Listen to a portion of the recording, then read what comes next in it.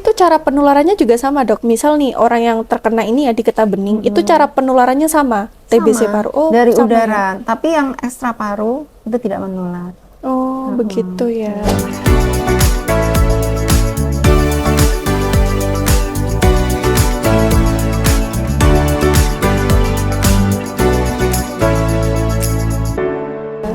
Nah, jika seseorang sudah terdiagnosis TBC nih, Dok, apakah ini bisa disembuhkan atau gimana cara pengobatannya, dokter? Ya, bisa disembuhkan, cuman proses penyembuhannya tuh lama. Oh ya? Jadi kan itu membutuhkan kesabaran untuk minum obatnya. Sampai sekarang belum ditemukan obat TBC yang sekali minum langsung sembuh. Oh, gitu. Jadi emang sampai sekarang tuh kita protapnya meminum obat TBC itu 6 bulan. 6 bulan ya. Itu pengobatan TBC itu sekarang dibagi dua. Ada Ya, apa yang aja tuh, Dok? TBC sensitif obat, jadi dia sensitif dengan obat-obat yang standar sebelumnya. Misalnya rifampicin, terutama rifampicin ya, yang bisa terdetek INH, irasinamid, etambutol. Kemudian ada juga istilahnya TB resisten obat. Iya. Jadi dia itu resisten dengan obat-obat yang 4 ini, standar 4 ini, sehingga dia memerlukan pengobatan yang lebih lebih sulit lah ya, lebih sulit, kemudian juga bisa lebih panjang. Oh, begitu ya. Jadi lumayan bertahap lama ya, Dok ya. Iya. Nah, kalau sudah membaik itu apakah obatnya bisa di-stop itu, Dok? Jika kondisinya sudah membaik? Nggak bisa. Oh, nggak bisa. Berarti Bisa. berkelanjutan. Harus, sampai 6 bulan tuh tidak bisa ditawar. Oh, Jadi ada yang oke. bilang, ada yang tanya, bisa nggak saya minum obat seminggu aja, 2 bulan saja gitu ya? Nggak bisa, tetap harus 6 bulan. Karena TBC itu sifatnya dorman. Dorman itu artinya tidur. Oh, Jadi gitu dia ya. itu bisa aja pada saat pertama diobati itu dia pingsan gitu ya. Kumannya tuh sementara. pingsan, tapi kemudian karena terus obatnya stop, nggak diminum lagi. Nah, itu dia bisa bangun lagi. Oh, gitu. Berarti bisa permanen minum obatnya itu? Oh enggak, bukan begitu. Jadi dia mengurangi jumlah kumannya. Terus kemudian memang dari teori itu TBC tidak bisa kumannya tuh habis sama sekali. Oke. Jadi paling enggak dia berkurang atau dia tereliminasi dengan daya tahan tubuh kita. Mungkin saya jelaskan sedikit ya tentang Boleh. perjalanan TB ini. Ketika seorang terhirup dengan kuman TBC sebenarnya tidak perlu dikhawatirkan terlalu dikhawatirkan tuh enggak. Karena dengan daya tahan tubuh kita itu bisa membuat si TBC itu dia tidur, jadi nggak usah dibangunkan gitu loh dengan daya tahan tubuh kita. Nah, yang kita harus jaga imunitas kita supaya si TBC ini tidak bangun. Apa tuh, Dok? Maksudnya dia tuh bereplikasi atau berkembang biak sehingga akhirnya kemudian mengikuti aliran darah pergi ke organ-organ lain dan sebagainya. Gitu. Begitu Sebenarnya ya. sih kalau menurut saya kalau daya tahan tubuh seorang tuh baik, maka kuman TBC ini ya kalau di Indonesia itu nggak perlu dikhawatirkan karena sebenarnya Indonesia ini endemis TB kan. Endemis itu maksudnya selalu ada kuman TB di Manapun. Indonesia ini. Oh, iya. Ya, maka kita kan nomor 2. Tidak bisa menghindar ya. Iya. nomor 2 kan di dunia itu kan. Oke deh. Lalu kembali lagi nih, Dok, cara mendeteksi TBC itu gimana, Dok? Kalau misalnya untuk mendapatkan kuman TBC-nya tentunya dengan pemeriksaan dahak. Pemeriksaan dahak itu terutama dianjurkan tuh pada yang sudah ada gejala. Jadi gejala misalnya batuk, kemudian berat badan menurun, malas-malas, pokoknya nggak enak lah ya, gerges-gerges kayak gitu. Terus kemudian berkeringat, demam dan sebagainya. Nah, sekarang ini pemerintah kita kan memang gencar untuk membasmi kuman TB mungkin sampai ke akar-akarnya gitu ya. Iya. Jadi selain pasien yang sakit itu diobati, sekarang juga ada istilahnya terapi pencegah. Seperti apa itu, Dok? Terapi pencegah ini harus sebaiknya diminum pada pasien yang kontak. Jadi orang-orang yang kontak dengan si pasien itu TBC. juga dia minum obat. Oh, gitu ya. Nah, itu agak sulit. Karena kan orang minum obat itu kan karena sakit. Nah, ini orang sehat suruh minum obat. Iya, agak susah juga ya. Iya, dan nggak mau pasti. Iya, nggak mau sih. Karena merasa dia sehat baik-baik aja kok suruh minum obat. Dan obatnya itu tidak mudah kayak kita minum vitamin gitu, enggak. Oh, gimana itu, Dok? Iya, Harus karena konsisten. dia konsisten dan dia tuh juga ada beberapa efek yang mungkin membuat tidak nyaman kepada orang tersebut. Gimana? Apa efeknya biasanya, Dok? Ya, ada Demam yang disertai pusing, gitu, mual dan sebagainya. Ya. Jadi itu efeknya mungkin seperti itu perjuangan. ya. Iya. Iya.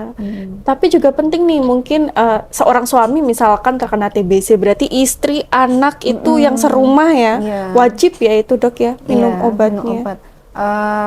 Kalau sementara ini yang kontak serumah dengan pasien yang positif TBC hasil kumannya positif. Kalau yang negatif itu belum. Terutama juga diutamakan pada yang balita. Kalau sekarang seperti itu. Iya, iya. Itu tadi berarti deteksinya cukup dengan dahak itu aja, Dok?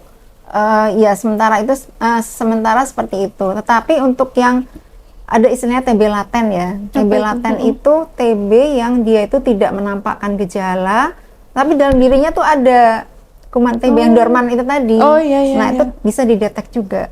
Oh, bisa dengan cara? Dengan cara pemeriksaan darah sama istilahnya mantuk tes itu. Ambil darahnya gitu? Enggak Bukan. disuntikkan suatu kayak antigen gitu, kayak sesuatu kuman TB yang sudah dilemahkan. Iya. Terus disuntikkan, nanti dia bereaksi. Kalau misalnya disuntikkan di tangan ini terus dia bereaksi menjadi merah, membesar, berarti dia tuh positif sebagai TB laten. Jadi dalam dirinya tuh ada kuman TB tapi tidak ada gejala.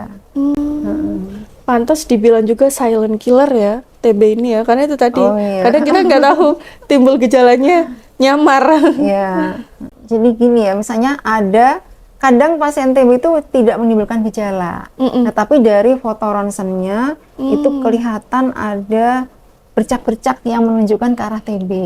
Iya, iya, iya. Jadi TBC itu bisa TBC yang positif, kumannya ditemukan dari dahak, kemudian juga bisa dari screening foto ronsen itu juga bisa ditemukan ada bercak-bercak yang mengarah ke arah TBC. Bisa juga. Kemudian juga ada yang tidak ada gejala tapi dia sebenarnya dalam dirinya tuh ada TBC, dideteksi dengan pemeriksaan darah IGRA namanya ya. Itu sama pemeriksaan mantuk. Oke. Mungkin ke depan akan makin canggih pemeriksaan-pemeriksaan untuk mendeteksi TB. Cuma sekarang ini yang masih direkomendasikan adalah itu tadi ya, IGRA, mantuk, fototorak, dan pemeriksaan TCM atau pemeriksaan dahak. Oh, lumayan banyak ya, Dok ya, Iya, berarti sebenarnya pemeriksaannya ya. Tapi bagaimana jika kasusnya seperti ini, Dok? Dicek dahak itu negatif, tapi di foto ronsen tadi, toraks tadi itu positif. Ada nggak yang seperti itu, Dok? Ada banyak. Oh ya? Itu bagaimana, Dok? Ya, maka mereka harus tetap pengobatan kalau belum pernah pengobatan. Kalau seseorang sudah pengobatan TBC, terus difoto ulang, itu kadang nggak bisa bersih total seperti orang normal. Bisa saja dia meninggalkan bekas-bekas. Nah, itu yang rancu dengan yang belum pernah pengobatan, tapi ada juga bercak-bercaknya. Jadi kita harus tahu riwayat pengobatan TBC sebelumnya. Oke. Kalau misalkan seseorang terkena TBC, kemudian beliau membaik ya, nah itu bisa berpotensi terkena lagi nggak, Dok? Gejalanya lebih parah? Bisa terkena karena kan tadi dorman tadi kan, kumannya kan dorman. Jadi bisa terkena lagi misalnya dia gula darahnya tahu-tahu naik. Nah, terus kemudian otomatis kan ininya menurun ya, daya tahan tubuhnya kan menurun sehingga bisa flare, misalnya bisa kambuh lagi.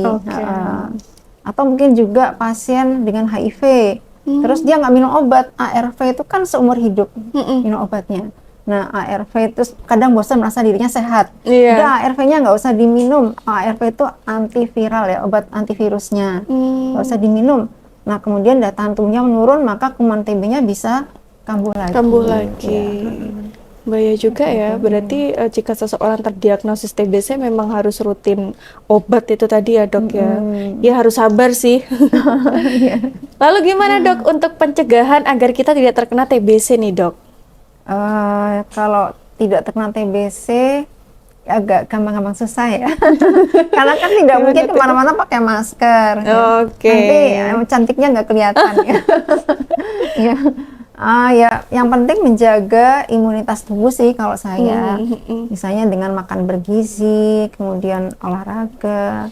Makan yang bergizi ini kan makan yang gizi seimbang ya, yang semuanya itu mencakup gitu. Kemudian juga olahraga, dan kalau memang kita merasa diri kita sakit, misalnya kita batuk, terus kemudian kita harus memeriksakan diri, atau kalau kita batuk kita pakai masker. Kemudian juga tidak datang di tempat orang banyak. Misalnya kalau lagi batuk mungkin nggak usah ke masjid kali ya, karena kan kalau ke masjid itu safnya kan dekat ya. Nah seperti itu. Ini sekedar cerita ya. Boleh. Orang Indonesia ini suka batuk-batuk kalau lagi sholat ya. Jadi ternyata katanya ada, kalau di luar negeri itu di masjid itu jarang loh orang batuk. Tapi kalau di Indonesia ada aja orang batuk kalau lagi sholat tuh batuk. Begitu karena seperti itu. Mungkin karena Indonesia ini itu tadi ya sama TB itu udah berdampingan ya. Itu seperti itu. Oke, jadi mungkin kesadaran diri aja nih, jika dirasa batuk-batuk lebih baik isolasi diri sendiri di rumah gitu ya Dok ya. Atau pakai masker itu untuk menjaga diri kita dan juga menjaga orang-orang di sekitar kita. Bentar Dok, tapi ada nggak sih perbedaan batuk biasa dengan batuk yang TBC itu? Itu agak sulit, agak sulit karena ada juga orang tidak batuk, tahu-tahu dia kena TBC. Ada juga yang nggak ada gejala-gejala yang panas, demam. Dia cuma datang dengan nyeri dada. Terus kemudian difoto ternyata kelihatan ada bercaknya. Kemudian diperiksa dahanya ternyata positif. Dan badannya juga masih bagus gitu loh, nggak yang loyo kuyuk itu enggak. Gitu. Jadi agak sulit. Iya, ya mungkin sahabat Yasmin nih yang mengalami beberapa gejala seperti batuk-batuk, ini penting sekali untuk segera memeriksakan diri ke dokter ya gitu, untuk konsultasi. Oke deh Dok, mungkin sebelum kita penutupan ada closing statement yang pesan-pesan yang ingin disampaikan dokter kepada yang nonton nih. Iya, sebenarnya TBC ini penyakit yang endemis di Indonesia ya, kita nomor 2 di dunia setelah India, kalau nggak salah seperti betul. Itu ya. Kemudian memang suatu tugas yang berat untuk kita untuk menjauh dari TBC. Tapi Indonesia ini punya program tahun 2030 kita nanti akan bebas TB dan 2000 kok Mbak? Keren sih. Kurang berapa tahun berarti? 4 tahun lagi. 4 tahun ya. Semoga ya. Semoga terrealisasi.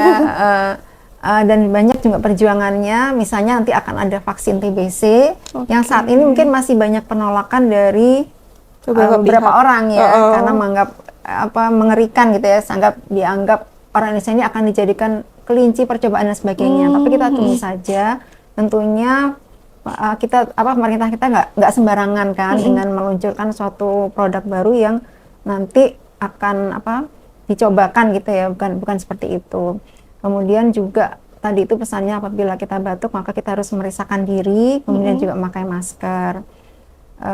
Apalagi ya, udah screening juga perlu. Ini sekarang sudah ada dari screening online tuh dengan ETB ya, kalau nggak salah programnya ETB ya. Iya, betul. Itu di situ ada pertanyaan-pertanyaan yang bisa dijawab. Kalau misalnya nanti termasuk dalam kategori resiko tinggi, maka kita bisa memeriksakan diri. Oke, nah di Rumah Sakit Yasmin juga bisa itu screeningnya. Jadi untuk teman-teman nih yang ketika berkunjung ke Rumah Sakit Yasmin, kita menyediakan untuk screening TB. Jadi nanti bisa tuh di screening lewat gadget masing-masing, gitu ya. Oke dokter, pembahasan kita kali ini benar-benar insya Allah sangat bermanfaat untuk kita semua yang sedang menonton, dan terima kasih untuk kalian yang sudah nonton juga sampai akhir. Jika ada pertanyaan, boleh langsung aja tulis di kolom komentar. Kalaupun kalian ada pengalaman pernah mengalami penyakit TB, kemudian sekarang sudah sembuh, boleh lah ya cerita-cerita ditulis di kolom komentar. Terima kasih, sampai berjumpa lagi di podcast Yasmin Health Insight di channel YouTube Yasmin Hospital. Terima kasih dokter. Wassalamualaikum warahmatullahi wabarakatuh. Waalaikumsalam warahmatullahi wabarakatuh.